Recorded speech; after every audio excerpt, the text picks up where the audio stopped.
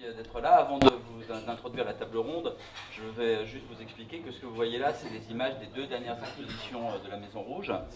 Celle-ci, c'était Le Mur, qui présentait l'essentiel de la collection d'Antoine de Galbert, en tout cas les œuvres qui sont murales, pas forcément en deux dimensions, on voit que ce sont en trois dimensions, mais des œuvres qui peuvent s'accrocher au mur. Et puis les images de l'exposition actuelle, qui est consacrée à la collection de Bruno de Charme, à la collection ABCD. Et donc ces deux expositions se sont succédées, et nous avons la chance d'avoir ces deux personnalités ensemble, à la même table. C'est assez facile, en fait, dès que vous voyez, voilà, quand vous voyez des néons, en général, c'est plutôt d'art contemporain, et quand vous ne verrez pas de néons, ce sera d'art brut. On se demande toujours quel est le critère de différence. Maintenant, je vous ai donné la clé.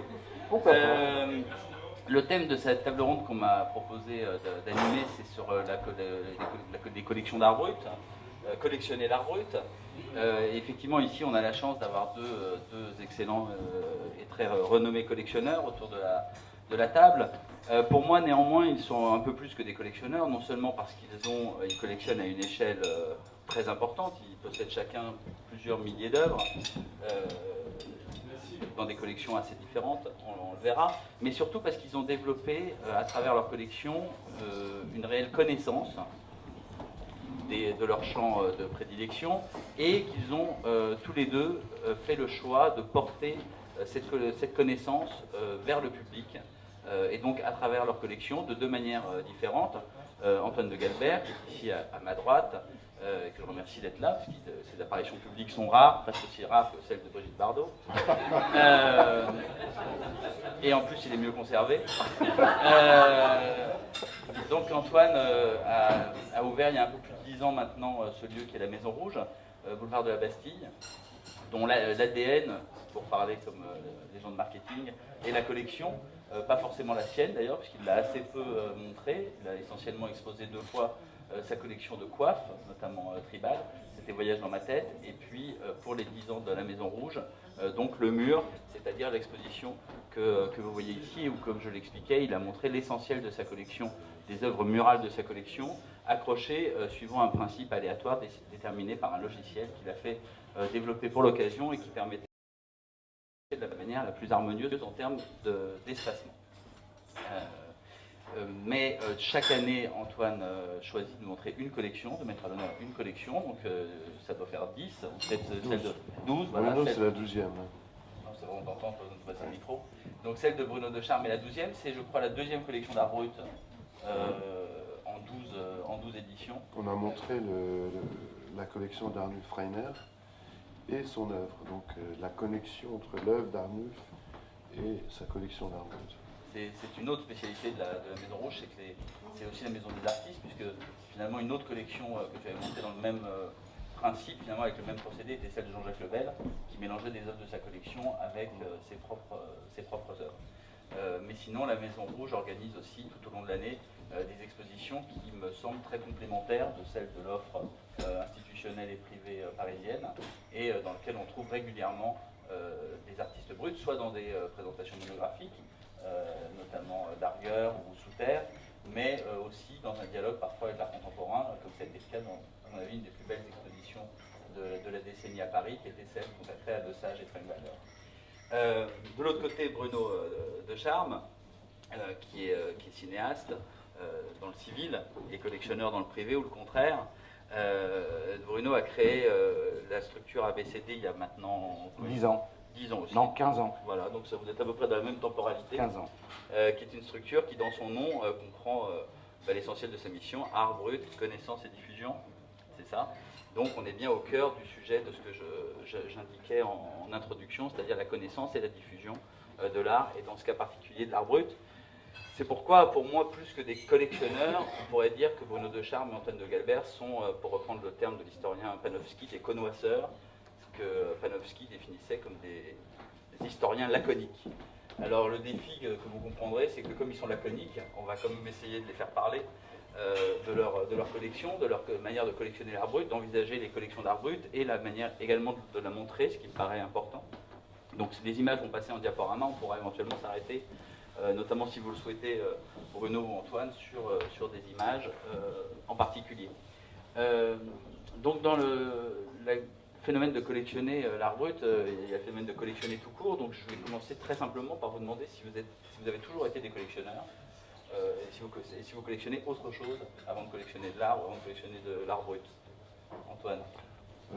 Moi, j'ai toujours amassé des choses collectionnées, c'est un grand mot, mais je me suis toujours entouré comme un écureuil de tas de choses dans ma chambre d'enfant, quoi. Donc il y a une part, sans doute, je ne sais pas si on peut employer le mot de pathologique dans le milieu de l'art brut, mais il y a quelque chose d'inné, oui, qui a toujours existé chez moi.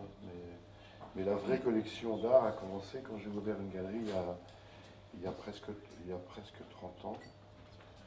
Et j'ai ouvert une galerie, j'avais très peu de collection, et c'est la galerie qui a généré la naissance de cette collection. C'est-à-dire acheter ce que je vendais, comme m'engager, mais voilà, ça a commencé comme ça. Et pour Bruno, alors est-ce que toi tu étais aussi collectionneur, tu es un petit écureuil? C'est-à-dire que c'est un truc que j'aime pas collectionner en fait. Non, mais c'est un truc qui est devenu une espèce d'obligation, comme une sorte de mission. Je déteste accumuler les choses. D'ailleurs, chez moi, il n'y a rien. Il y a un lit, une table et basta. Alors, ça c'est horrible. Excusez-moi, j'ai peint un truc là parce qu'il y a quelqu'un qui me. Je suis désolé. Hein, c'est. Une table, un lit, un téléphone quand même.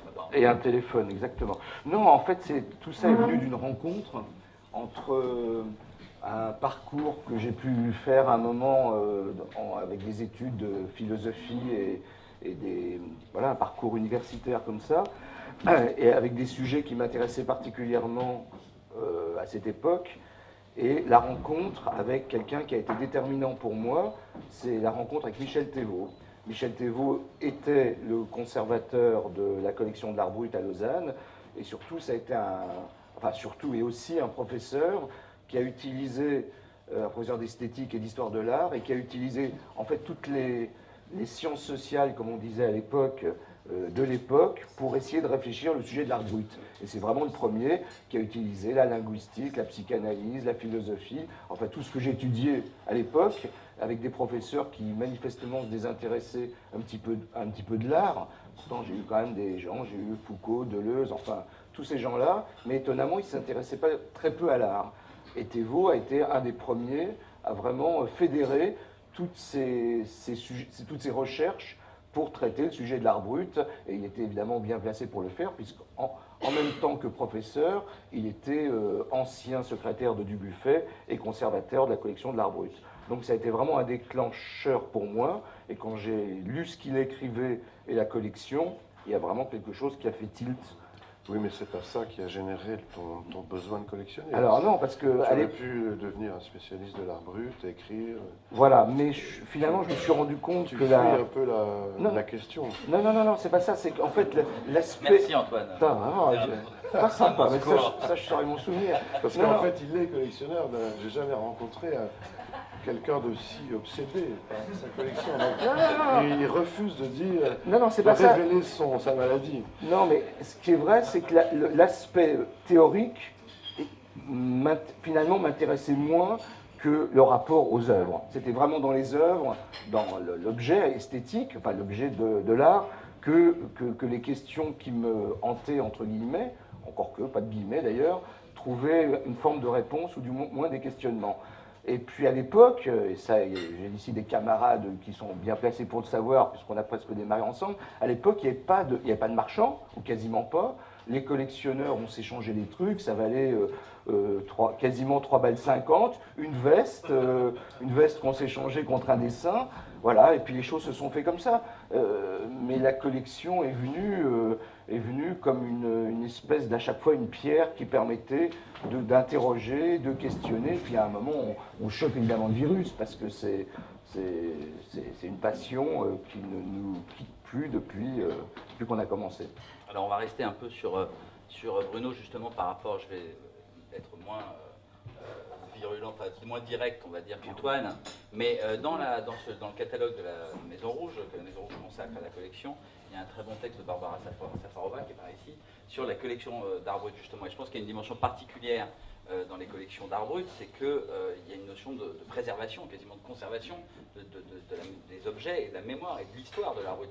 L'histoire de l'art brut, c'est écrite à travers l'histoire de ces collections.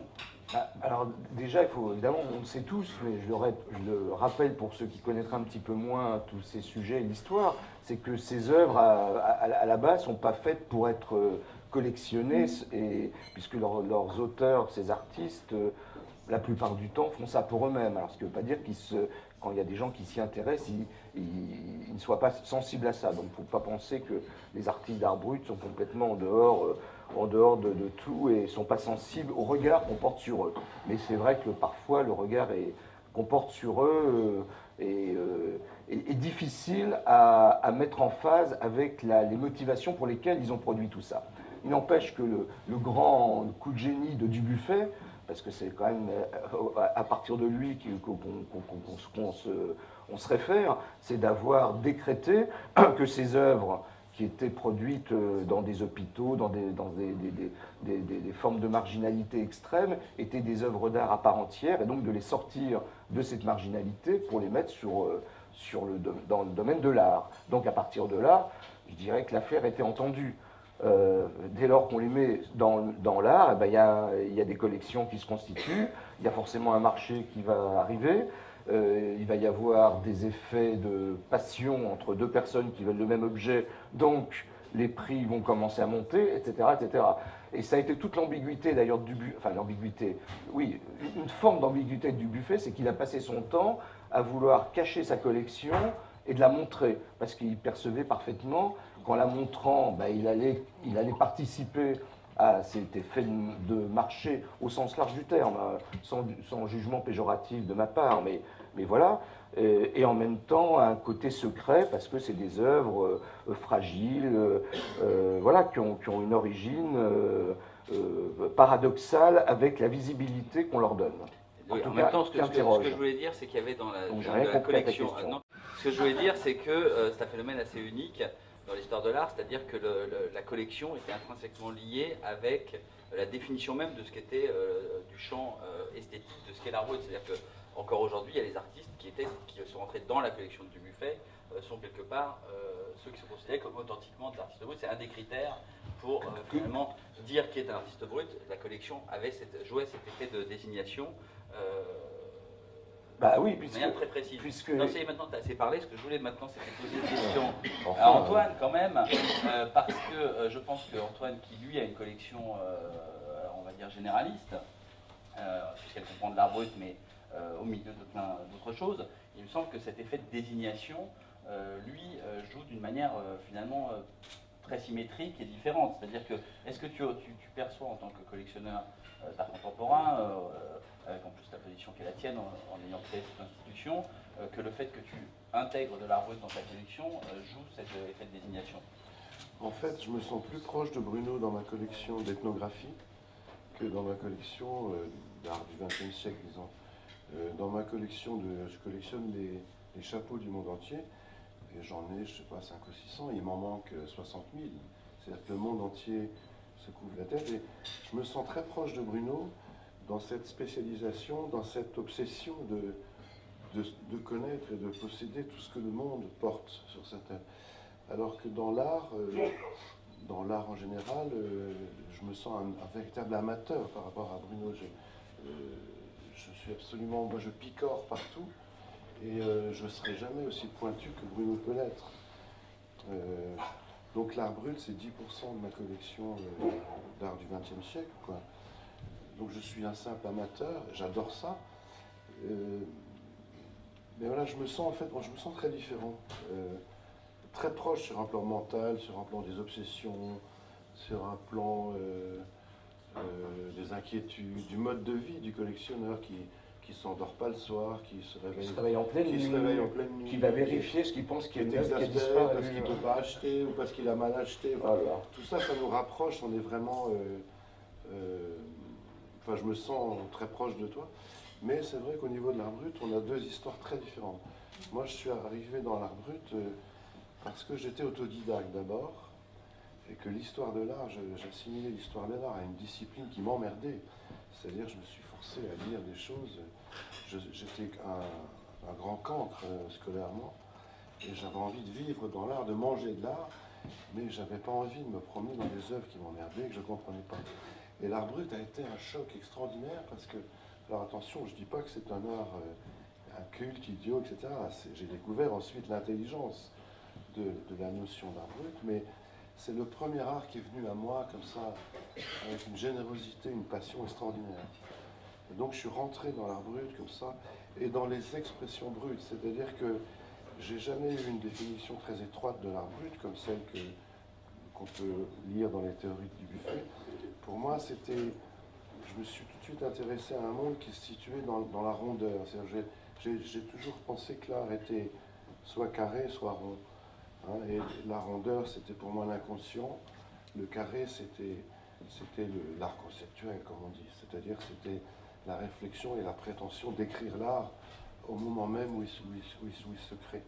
Donc je suis rentré dans cet art de l'inconscient, ce qui explique que je m'intéresse autant à Opalka, par exemple, qu'à Stauffer ou qu'à tous ces gens qui ont pu utiliser l'écriture.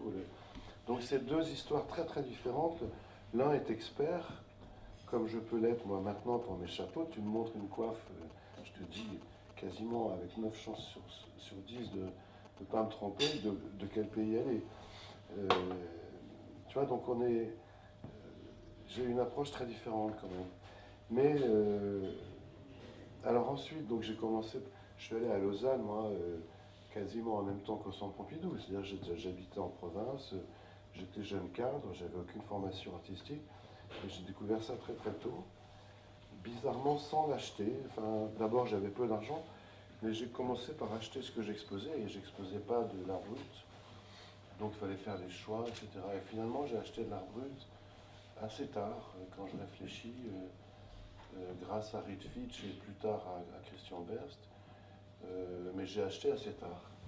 Et donc pas du tout comme Bruno, puisque maintenant ça coûte très cher, et tous les marchands qui sont là nous ruinent maintenant, c'est beaucoup trop tard pour acheter, mais j'ai commencé tard, mais pas à m'y intéresser, mais à l'acheter. Et donc en revanche, l'histoire de la Maison Rouge est un peu concomitante de l'histoire de l'apparition de l'art brut dans l'art contemporain. Non pas qu'il n'y ait pas eu d'histoire auparavant entre l'art contemporain et l'art brut. On a parlé du Buffet, on aurait parlé de Breton. Il y a eu évidemment, au contraire, beaucoup d'artistes, même d'artistes qui se sont intéressés à l'art brut. Mais pour ce qui est de la reconnaissance institutionnelle de l'art brut dans le champ de l'art contemporain, elle date globalement d'une dizaine d'années. Il y a eu l'exposition au MoMA sur les désastres de la guerre il y avait notamment les frères Chapman et Darger. Il y a eu Auquel Swan Darger aussi. Oui, c'est cette exposition-là auquel je fais C'était une référence. expo personnelle de Darger. Il y a eu la donation de la Racine qui a intégré, quoique de manière séparée, mais enfin le LAM, qui était le musée de Villeneuve-d'Ascq, qui est une très belle collection d'art moderne. Et toi, l'histoire de la Maison Rouge est parallèle complètement à cette histoire. Donc comment est-ce que toi tu as vécu cette histoire? Il y a une anecdote quand même importante, c'est qu'on s'est rencontrés avec Bruno il y a 10-12 ans, sans être très amis, mais on discutait de temps en temps. Et à ce moment-là, Bruno avait le projet de montrer sa collection à la ville de Paris. C'était près du centre Pompidou. Oui, Alors, je me souviens plus de l'histoire précise. Nous, on était en chantier. Ah oui, tu étais sur tes gravats. Je crois que Bruno ne voulait pas attendre 1 ou 2 ans de plus, je ne sais plus. Mais Paula, qui est ma directrice, la directrice de la Maison Rouge, m'a dit l'autre jour qu'en fait, on ne voulait pas inaugurer avec une expo d'art brut, parce que moi, je ne voulais pas créer un lieu d'art brut. Moi, je défendais l'art brut comme un art aussi beau et passionnant que tous les autres. Et donc, c'est un peu l'histoire quand même de la place de l'art brut dans la Maison Rouge. C'est que j'en étais pas un spécialiste et je voulais pas. Moi, j'ai trop souffert des ghettos dans l'art en France. Des ghettos, des cloisonnements. Il y avait le monde de l'art brut, le monde de l'art conceptuel, le monde de l'expressionnisme, des galeries qui ne s'entendaient pas, l'institution qui ne s'intéressait pas aux formes subjectives, etc. Donc je voulais créer un lieu d'ouverture. Oui, alors que l'histoire un peu de au contraire, évidemment, la collection ABCD a l'ambition inverse, qui est celle quand même de continuer. Alors, on pourrait parler de manière un peu comme ça marketing d'art brut 2.0, c'est-à-dire que, comme je le disais tout à l'heure, il y a toute la période du Buffet qui a permis de définir finalement les pionniers de l'art brut et tout le vivant du Buffet, finalement, tous les artistes qui sont rentrés dans sa collection ont l'étiquette brute collée à jamais. On l'a bien vu encore récemment avec l'exposition de Christian Berst, de Michel Nedjar, qui, bien que n'étant pas tout à fait un artiste brut, est dans la collection de Dubuffet, et donc ça lui donne une forme de légitimité. Et j'ai l'impression qu'il y a un certain nombre de gens aujourd'hui qui se sont donnés pour mission. Il y a des marchands, il y a des collectionneurs, sans doute Bruno en fait partie au premier plan, qui ont aussi un peu comme mission de continuer à donner un peu ces brevets et ces étiquettes d'art brut. Enfin, le brevet, dès lors qu'on est dans un process de collection, comme dit Antoine, on finit par avoir un œil qui est tellement exercé, il peut être bon ou mauvais, mais enfin, il y a un moment, on repère les choses. Par exemple, un de mes camarades ici marchands, Jean-David Mermot, m'a montré tout à l'heure une œuvre d'un monsieur qui est venu le voir, totalement inconnu au bataillon, qui est venu le voir avec un espèce de collage, et c'est évident que voilà, c'est une œuvre brute. Alors, on ne sait rien de ce monsieur, il l'a vu, on voit ça tout de suite. Alors, on aime Tu pas. l'as acheté? Ah non, bah, il l'a acheté, attends, il ne veut pas me le vendre, enfin, c'est comme d'habitude, ça, c'est un scandale ce monsieur. Surtout un Suisse en plus, enfin, c'est une horreur, quoi. Mais non, non, et collectionneur en plus, collectionneur et marchand, c'est la pire espèce, et suisse, alors vraiment, là, c'est... Non, non, mais voilà, ça veut dire qu'on finit par expertise à décider, effectivement, mais comme Dubuffet le faisait avec sa collection. C'est lui, autour du concept qu'il a mis en place, bah, il a décidé que ça et ça. Et maintenant, pour nous, venant en génération d'après, bah, on a assimilé ça comme on pourrait presque dire les classiques de l'art brut. Et moi et d'autres, on est en train d'instituer de nouvelles... Enfin, on a introduit de nouveaux artistes, voilà. Alors moi, ce que j'essaye, mais ça se fait d'une manière très... je dirais spontané et pas réfléchi, mais j'essaye d'être le plus près possible du concept inconscient que je me suis mis du sujet. Voilà, bon, évidemment, j'ai réfléchi au sujet. Évidemment, ABCD est une structure, un laboratoire de recherche et d'idées qui m'aide à réfléchir, mais je dirais que voilà, le travail de théorique est plus du côté d'ABCD. Moi, je veux garder cette espèce de spontanéité. Quand je vois une œuvre, ça me plaît ou ça me plaît pas. Voilà, et je la mets dans la collection ou pas. Voilà, donc il y a vraiment... mais effectivement, on décide. Alors justement, ça m'amène à poser une question à Antoine de Galbert. Antoine, est-ce que à l'intérieur de tes collections et des multiples sous-ensembles de ta collection, est-ce que tu dirais que tu appliques les mêmes critères de jugement vis-à-vis des œuvres d'art brut que de toute autre œuvre? Oui, ça, tout à fait. Par exemple, il y a des œuvres dans l'art brut qui sont majeures. Par exemple, Carlo. J'ai jamais aimé Carlo. Pourtant, c'est un immense créateur de l'art brut. Il y a des énormes bouquins. Et j'arrive pas à en acheter parce que je trouve ça moche. Et donc, effectivement, je me comporte dans la collection avec l'art brut comme avec le reste. Ouais. Ça prouve que je suis pas un grand collectionneur d'art brut. Je dis, je suis comme toi. Il y a des artistes d'art brut que je ne nommerai pas parce que j'ai pas envie d'être blessant pour quiconque, que j'arrive pas à mettre dans la collection. C'est pas un problème de prix, quoi. Mais je crois que c'est normal. Mais c'est normal, oui. On n'est pas. Si on était des musées, à ce moment-là, on aurait un rôle, on aurait une fonction d'exhaustivité. Et moi, quand je suis dans des comités d'acquisition publique, je fais acheter des choses que j'aime pas. Parce que c'est le rôle d'un musée d'avoir un regard global sur la création de son temps. Donc je peux voter pour une œuvre qui ne m'intéresse pas. Mais on ne va quand même pas se flageller en achetant des choses qu'on n'aime pas.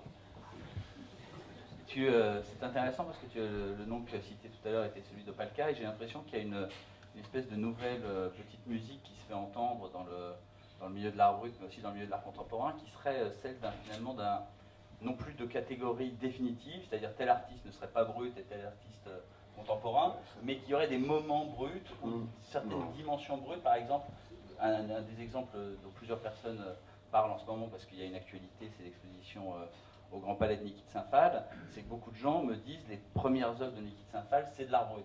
Oui, mais alors, qu'est-ce qu'on peut dire de ça? Non, mais il y a dans l'art brut des artistes qui ont été, de manière populaire, 3 ans de leur vie, et pendant ces 3 ans, comment s'appelle ce magnifique artiste dont j'ai des œuvres? Desmoulins. Fernand Desmoulins. On peut dire que Desmoulins, les 3 ou 4 ans où il a dévissé, c'est une production brute. A fait partie de l'art brut, oui. Mais je crois qu'il faut se méfier aussi. Il y a quand même un sujet majeur dont il faut parler. C'est on parle de la mode de l'art brut. Moi, j'ai quand même vécu des années où les gens le milieu pur et dur de l'art brut était totalement, d'une part, méprisant pour la contemporanéité, et d'autre part méprisé par le monde de l'art contemporain. Et aujourd'hui, évidemment, tout le monde s'y intéresse, donc ça c'est génial, parce que finalement l'art brut n'appartient à personne, et tant mieux, et que les gens découvrent Wolfli ou Aloïs, c'est aussi important qu'ils découvrent le cubisme, ce sont des immenses artistes, mais il y a quand même quelque chose, moi je le dis souvent à Bruno, qui fait partie des gens les plus pointus dans le domaine, il y a cet intérêt croissant pour l'art brut est un honneur en quelque sorte pour des gens comme Bruno ou comme vous qui êtes dans l'art brut depuis très longtemps, mais il y a aussi le risque, parce que le monde de l'art contemporain est en train de récupérer un grand nombre d'artistes de l'art brut. Et alors moi je suis toujours dans un paradoxe à dire une chose et son contraire, parce que l'art c'est pas de la physique-chimie, on se contredit en permanence, mais je crois tout de même qu'il faut résister à ça, et que ce monde de l'art brut qui a été si esselé comme ça pendant si longtemps, je ne dis pas qu'il doit se venger, mais il doit garder sa spécificité, alors qu'un grand nombre de gens viennent à lui, c'est extraordinaire, mais il ne faut pas se faire bouffer. Et un artiste d'art brut, ça restera toujours un artiste d'art brut. Moi, dans ma collection, je me permets des tas de choses parce que je peux mettre un Le Sage à côté d'un néon de François Morellet. Mais quand on monte des expos à la Maison Rouge, on n'a jamais dit que c'était pas de l'art brut. C'est-à-dire qu'on montre un artiste de manière contemporaine, en mettant du blanc entre chacun, mais à chaque fois, il y a la biographie, il y a l'histoire. Je crois qu'il faut faire attention. Moi, je sens ça, et pourtant, je fais partie d'aucun monde. Je vais aussi bien au Palais de Tokyo qu'à la Halle Saint-Pierre, mais il faut faire attention à ce que ce monde-là ne soit pas dévoré et que... je m'exprime mal, mais vous comprenez ce que je veux dire. Moi, j'ai envie de dire, pour répondre à ça, il y a... Vous pouvez applaudir Antoine, ceux qui sont d'accord avec lui. Non, mais ce qui me paraît... Non, personne n'est d'accord. Bon, je crois qu'il y a deux choses. C'est mal dit. La meilleure chose qu'on puisse faire, c'est déjà que les collectionneurs soient le plus rigoureux possible dans leur démarche.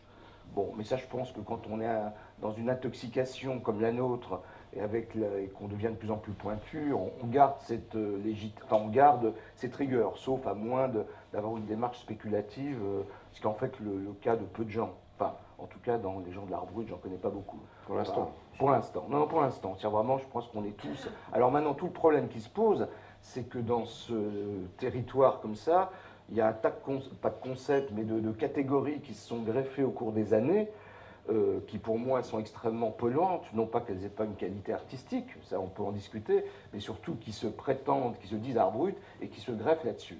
Et ça, je dirais que c'est presque l'écueil aussi important que celui d'un art contemporain qui serait carnivore et qui essaie de tout bouffer. Alors ça, pour moi, c'est un vrai problème.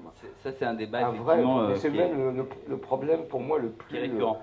Je voudrais qu'on revienne au rapport entre art brut et art contemporain, parce qu'on pourrait presque dire qu'aujourd'hui, il y a deux modes qui cohabitent. C'est-à-dire que quand on discute avec des marchands d'art brut, par exemple, effectivement, ils disent qu'ils voient de plus en plus de collectionneurs d'art contemporain, par exemple, qui s'intéressent à l'art brut. On voit qu'aussi des musées commencent à s'y intéresser. Le Centre Pompidou a fait l'acquisition, je crois, pour la première fois d'une œuvre d'art brut cette année, qui était une œuvre de Paulny. Ils en avaient reçu par dation, mais ils n'en avaient jamais acheté. Donc d'un côté, une porosité, et de l'autre côté aussi une opposition. Encore ce matin, dans le quotidien de l'art, Roxana Azimi finalement renvoie dos à dos la Fondation Vuitton, qui serait le temple de l'art, d'un certain art, bling-bling, industriel, pour jet set, etc., et celui de l'art brut. Alors est-ce que c'est une porosité, est-ce que c'est une opposition ?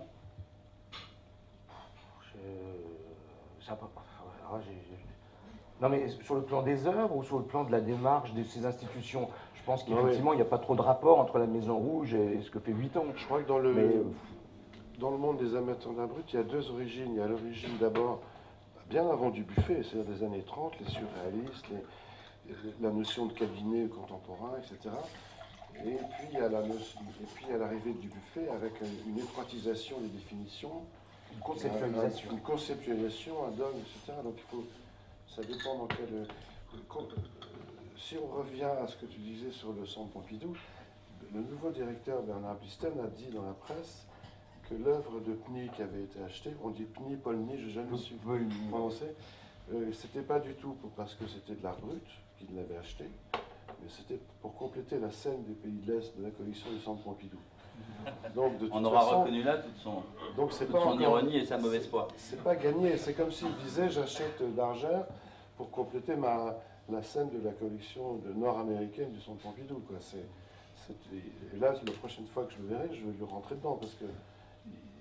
Il n'assume pas en fait. Il assume absolument pas pas. Que ça représente. Il renie toujours l'intérêt de cette œuvre. Mais justement, ça nous amène, à mon avis, quand même au cœur de la question dont il faudrait pouvoir éclaircir les enjeux, c'est-à-dire pourquoi l'art contemporain aujourd'hui ressent le besoin, alors peut-être pourquoi le monde de l'art brut ressent le besoin de se rapprocher de l'art contemporain, ou à mon avis plutôt le contraire, parce qu'il y a quand même des points, à mon avis, saillants, et en lisant un peu tout ce que dit, par exemple, Bruno sur sa collection, ou tout ce que d'ailleurs, toi aussi, Antoine, tu peux dire sur l'art brut, il me semble, par exemple, qu'il y a un point intéressant qui est celui de la compréhension. C'est-à-dire que toute une partie, tu parlais d'art conceptuel, toute une partie de l'art contemporain depuis maintenant 50 ans s'est bâtie sur l'idée qu'il y a quelque chose à comprendre. Et à expliquer. Pas forcément, et à expliquer, ce qui n'était pas forcément le cas avant. Et on sait par exemple aujourd'hui dans les écoles d'art à quel point le discours d'explication sur les œuvres prend une place déterminante. Or, dans l'art brut, qu'est-ce qu'il y a à comprendre? Est-ce que c'est ou est-ce qu'il y a justement à ne pas comprendre? Est-ce que je crois que c'est toi, Bruno, qui a dit quelque chose sur ça, sur le fait que ce bloc de mystère comme ça auquel tu t'attaques, c'est-à-dire que tu as une œuvre dont tu ne connais pas les intentions, dont tu ne vas pas avoir une explication de la part de son auteur, etc. Est-ce que ça, c'est pas quelque chose de profondément fascinant dans l'art brut? C'est ce qui m'intéresse, c'est-à-dire que c'est un art qui nous absorbe et qui nous met dans la position de jouissance, de se laisser absorber. C'est-à-dire que je crois qu'on est quasiment condamné à ne rien en comprendre, parce que c'est tellement complexe et ça met en jeu tellement de formes d'expression mentale qui sont, je crois, radicalement incompréhensibles pour nous, pour certains d'entre eux, évidemment, les grands, hein, je pense évidemment Wölfli, tous ces gens-là. Donc on est condamné à ne pas comprendre, et en même temps ça fait tellement écho en nous, ça tape tellement sur quelque chose d'essentiel qu'on ressent, que moi, mon plaisir de collectionneur, et je crois que j'ai bien vu le regard des gens dans les expositions qu'on organise, c'est qu'il y a une fascination qui nous permet de rentrer. Alors après, on a envie de comprendre, on a envie de connaître les vies, mais on est dans la fascination d'un espèce de labyrinthe mental qui fait partie de notre construction mentale aussi à nous, et on s'y reconnaît complètement, donc on fonce dedans, quoi. C'est peut-être la première, on fonce dedans. Je crois que Thévos, dans le film que tu projettes à la Maison Rouge, dit que c'est la définition de toutes les œuvres d'art. Donc, oui, c'est tout, mais je pense que là, on est dans l'extrême. Je pense que tu n'as pas le curseur. On n'a pas d'image de l'expo de Bruno. Si, c'est que des images de mon horrible mur. Il n'y a pas de...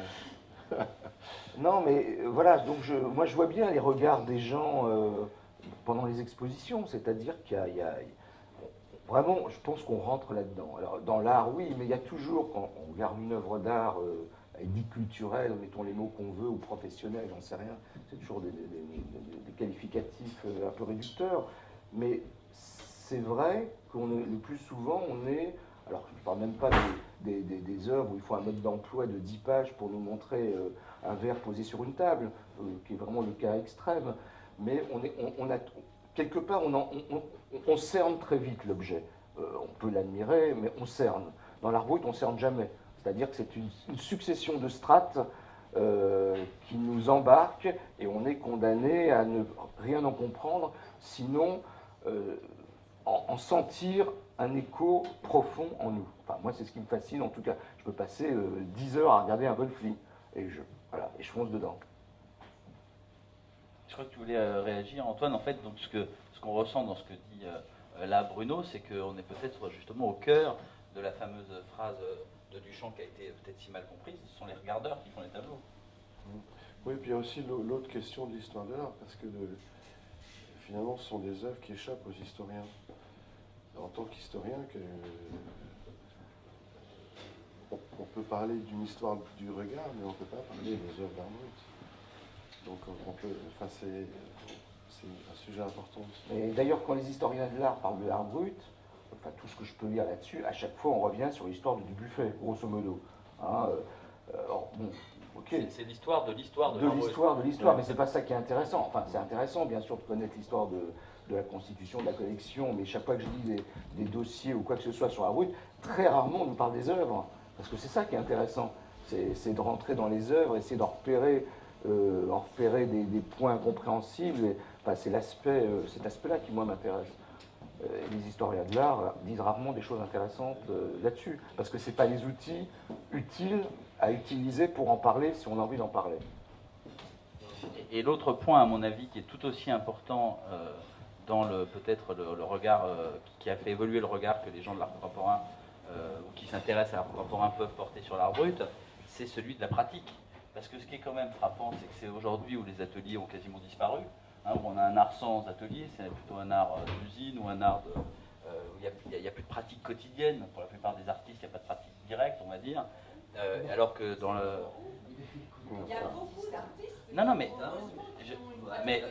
madame... La plupart des artistes. Mais, heureusement, ils font des ateliers et qui font de la peinture, etc. Parce que là, on est en train de... Il n'y a plus que l'art conceptuel d'un côté et de l'autre côté l'art brut. Et entre les deux, il y a heureusement des centaines et des centaines d'artistes qui existent et qui sont représentés. Et je trouve que c'est un tout petit peu dommage, cette polarisation que vous êtes en train de faire et cette opposition que vous êtes en train de faire, parce que du coup, effectivement, il y a les officiels et les constitutions qui est en train de se mettre en place, c'est l'art brut pur et dur. Je suis désolée, heureusement, il y a des collectionneurs et il y a des artistes qui sont entre les deux. Et d'ailleurs, la collection d'Antoine est le reflet de ça. Et il faut le dire, parce que sinon, on est en train, encore une fois, de tous les tuer. Non, on est d'accord, on est d'accord. Attention à ça. Je pense que c'est... Quand je parlais du cercle et du carré... Je parle pas de vous, Antoine. Oui, mais c'est-à-dire... De toute façon... Je crois que c'était plutôt pour moi, en fait.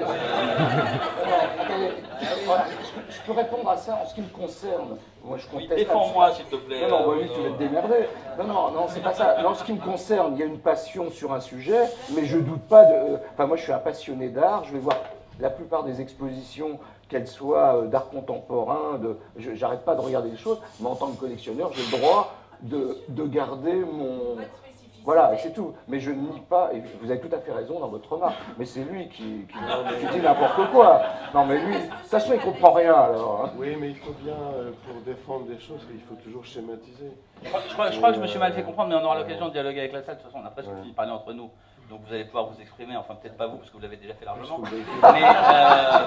mais le reste du public... Il faut que j'aille fumer. Voilà, il est redoutable. Hein. Mais ce que je voulais dire, c'est simplement que si l'art brut attire de plus en plus de gens qui auparavant n'étaient que entre guillemets dans le champ de l'art contemporain, c'est peut-être parce qu'ils ressentent un certain manque dans une part de ce qui leur est présenté aujourd'hui comme de l'art contemporain dans la plupart des institutions, des circuits les plus officiels et les plus saillants de l'art contemporain. Je ne nie pas du tout, évidemment, que dans l'art contemporain, il se passe plein d'autres choses et qu'il existe encore de la pratique, notamment chez les artistes contemporains. C'est pas du tout ce que je voulais dire. Mais il me semble que ce sont deux extrêmes. À un moment donné, il faut justement, c'est pour ça que je parlais tout à l'heure d'opposition. À mon avis, cette opposition est dommageable et j'ai pas dit justement qu'elle était productive. Hein, je pense qu'il y a au contraire, ce qui est le plus intéressant, c'est de tracer une ligne dans l'art, mais peut-être depuis l'art pariétal jusqu'à aujourd'hui, dans ce qu'est toujours et ce qui a toujours été l'art. Et puis, je voudrais aussi dire une chose, c'est quand même, j'entends beaucoup chez des gens passionnés d'art brut, une espèce qui vomissent sur l'art contemporain comme si c'était le domaine de la spéculation. Mais il faut quand même savoir, vous le savez, que 90% des artistes crèvent de faim et il n'y en a que 3% qui effectivement sont dans un marché spéculatif. Et les autres, voilà, ont une vie, et ça rejoint ce que vous dites, difficile. Donc je pense que l'art contemporain, c'est pas uniquement ce qu'on voit place Vendôme, voilà. Donc il faut arrêter de penser ça, et je trouve ça insupportable d'entendre. À propos de marché, voilà, etc., on peut dire aussi que ce qui est en train de se passer dans l'art brut, c'est passé dans l'art primitif il y a 15 ou 20 ans. Et c'est extrêmement comparable comme structure de marché, comme sociologie d'amateurs, etc. Et il est probable qu'apparaissent dans le monde de l'art brut des gens, d'ailleurs à chaque fois issus du monde de l'art contemporain au sens péjoratif du terme, c'est-à-dire business, quoi. Un peu comme moi, quoi, capitaliste. Et ces gens-là sont en train, vont très vite venir vous rejoindre, et méfiez-vous. Oui, bon, qu'ils viennent. Ils ont déjà accepté Arpress, donc on va s'après. Alors, je pense Je fais de que, l'humour, hein, puisque la salle bouillonne et n'en peut plus, je pense qu'on peut passer maintenant à un échange, puisque vous avez la chance d'avoir ces deux grandes personnalités, Antoine de Galbert et Bruno de Charme, qui sont là. Ils ne peuvent pas se dérober à vos questions. Donc, la parole est à la salle, si vous avez des questions.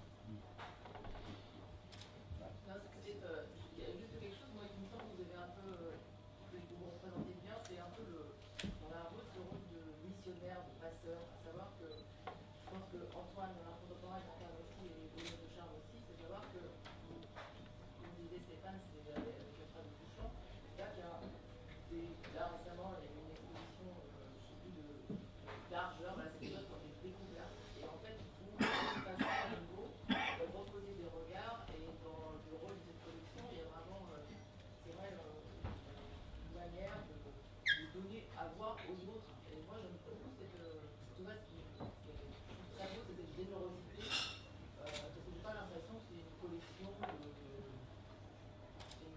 vraiment qui est ouverte aux autres et au monde, quoi. Donc ça, ce rôle-là, je trouve très très beau, et dans l'art contemporain, ce rôle de passeur est quand même beaucoup plus... Je pense que c'est lié à l'origine de ces œuvres. On a toujours quand même le sentiment d'abord qu'elles ne sont pas à nous, mais encore plus que dans n'importe quelle forme d'art. Parce qu'elles ne sont pas destinées à être... leur destination a été dévoyée en quelque sorte. Il faut les sauver, parce qu'autrement elles étaient destinées à aller dans des poubelles ou rester dans des cases, dans des hôpitaux psychiatriques et d'être totalement ignorées des familles qui ont mis leurs cousins ou leurs grands-oncles dans des hôpitaux en s'en débarrassant, parce que c'est quand même ces histoires-là. Il faut voir qu'à chaque fois, c'est des rejets sociaux absolument épouvantables. Donc, on hérite de ça, mais c'est vrai que quand je vois l'exposition à la Maison Rouge, que les gens me disent que c'est pas mal, j'ai vraiment pas l'impression... ça me touche, mais ça me touche sans avoir la sensation du tout d'être propriétaire de cet objet, quoi, vraiment. Parce que j'ai le projet un jour d'en donner, que ça aille quelque part. Donc c'est vraiment un travail de passeur, c'est vrai. Ce qui n'empêche pas qu'en tant que collectionneur, je suis âpre à essayer de convaincre mes amis galéristes de faire des remises conséquentes. Parce qu'avec eux, voilà. Non, mais c'est vrai qu'on est dans cette posture-là. Mais on vient de chercher. Voilà. Mais alors, Antoine, tout capitaliste qu'il soit, a exactement la même attitude, parce que la Maison Rouge, c'est plus que... ça relève de la mission, parce qu'il aurait pu, en tant que capitaliste... Je ne suis qu'un futur pauvre. Oui, voilà. Non, mais c'est pour ça qu'on s'est trouvés, je pense. Enfin, tu viens d'annoncer ta donation à la Maison Rouge. Et je t'ai toujours dit... je t'ai toujours dit mais la Maison Rouge n'a pas de collection, Antoine. C'est un scoop. Voilà, non mais... mais t'en veux pas. Je regrette que la presse ne soit pas là. Non, mais je crois qu'on est tous, et bien nous, et puis d'autres, dans les collectionneurs et les passionnés d'art, il y a ceux qui sont effectivement, qui se sentent comme des passeurs, et puis effectivement, il y a peut-être une minorité qui font ça pour des raisons... je voudrais dire une chose à propos de l'expo. On est là-dedans. On parle assez peu de son exposition, mais je pense que vous l'avez tous vu, vous allez tous venir la voir. J'ai eu des tas de réactions, et nous, on a un public qui est un peu multiple, un peu mixte, mais on a quand même un public d'art contemporain, essentiellement. Et plusieurs personnes m'ont dit, mais qui ne connaissent pas du tout l'art brut, ou pas plus qui connaissent un minimum. Plusieurs personnes m'ont dit, mais finalement, c'est de l'art contemporain.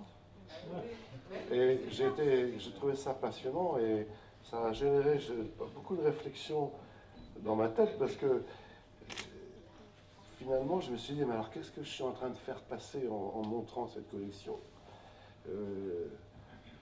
Enfin, tu vois, c'est très compliqué tout ce qu'on fait. C'est extrêmement compliqué. Est-ce que je mens ? Alors finalement, je me suis dit, oui, c'est vrai, après tout. Ben oui, c'est vrai que c'est de... Et oui, c'est de l'art contemporain. C'est de l'art. Et du bon.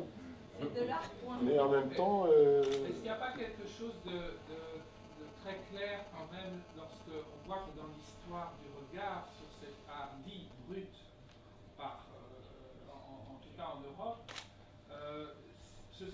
psychiatres qui, au départ, ont eu un regard particulier